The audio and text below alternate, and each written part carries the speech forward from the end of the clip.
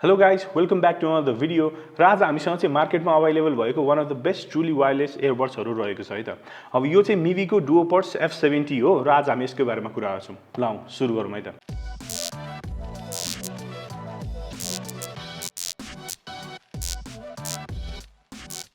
अब सुरुमा कुरा गरौँ Mivi DuoPods F70 को डिजाइनको बारेमा। तपाईले मेरो हातमा देखिरहनु भएको छ, यो चाहिँ एकदमै स्लिम डिजाइनमा रहेको छ र यसको डिजाइन चाहिँ मलाई एकदमै मन पर्छ है।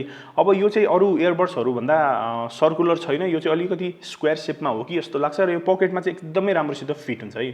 अर्को मलाई मन पर्ने कुरो भनेको चाहिँ इयरबड्सको टिप्सहरु चाहिँ सिलिकनको रहेछ।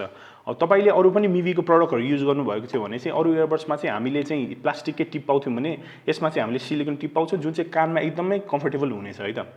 अब यसको टच इन्टरफेसको बारेमा कुरा गर्नु पर्दाखेरि चाहिँ यसमा चाहिँ सिंगल ट्याप टच राखेको छ Miviले, जसले गर्दाखेरि चाहिँ तपाईले गीत सुनिरहनु भएको छ भने चाहिँ सिंगल ट्याप गर्नु भएपछि पज हुन्छ, फेरि सिंगल ट्याप गर्नु हो भने चाहिँ प्ले हुन्छ र कल्सहरु आयो भने तपाईले सिंगल ट्याप गरेर उठाउन सक्नुहुन्छ।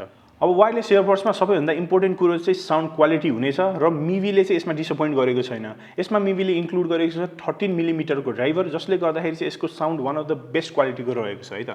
अब Miviले बताएको अनुसार हामीले यसमा चाहिँ एचडी स्टेरियो लसलेस अडियो पाउँछौं है। अब तर यसको फ्रिक्वेन्सी रेन्ज हामीलाई थाहा नभएको कारणले चाहिँ हामीले त्यो भेरिफाई गर्न सक्दैनौं, तर अरु इयरबड्स भन्दा त यसको साउन्ड एकदमै राम्रो रहेको छ विथ ग्रेट बेस। अब Miviले अर्को एउटा फिचर यसमा इन्क्लुड गरेको भनेको चाहिँ Miviले इन्ट्रोड्युस गरेको ENC रहेको छ है त।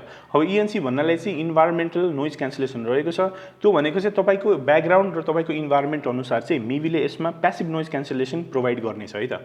अब तपाईले यो कानमा राखेर एक्टिभ नोइज क्यान्सलेसन त पाउनुहुन्न, तर ब्याकग्राउन्ड नोइजहरु चाहिँ यसले अलिकति डिम गरेको कारणले चाहिँ आफ्नो अडियोमा फोकस गर्न चाहिँ एकदमै सजिलो हुनेछ। अब प्रिभियसली तपाईले Mivi को कुनै पनि इयरबड्सहरु चलाउनु भएको छ भने चाहिँ तपाईलाई थाहा हुनुपर्छ कि Miviले चाहिँ मार्केटमा one of the best battery life दिन्छ भनेर है त।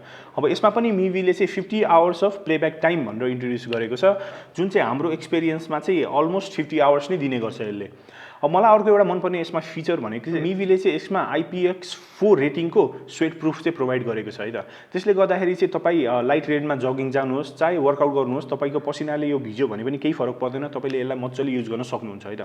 अब मलाई अर्को एउटा मनपर्ने यसमा फिचर भनेको चाहिँ यसमा प्रोवाइड गरिएको क्वाड माइक्सहरु रहेको छ है त। अब क्वाड माइक्सले गर्दाखेरि चाहिँ तपाईको भोइस चाहिँ क्रिस्टल क्लियर सुनिनेछ over the video call or voice call.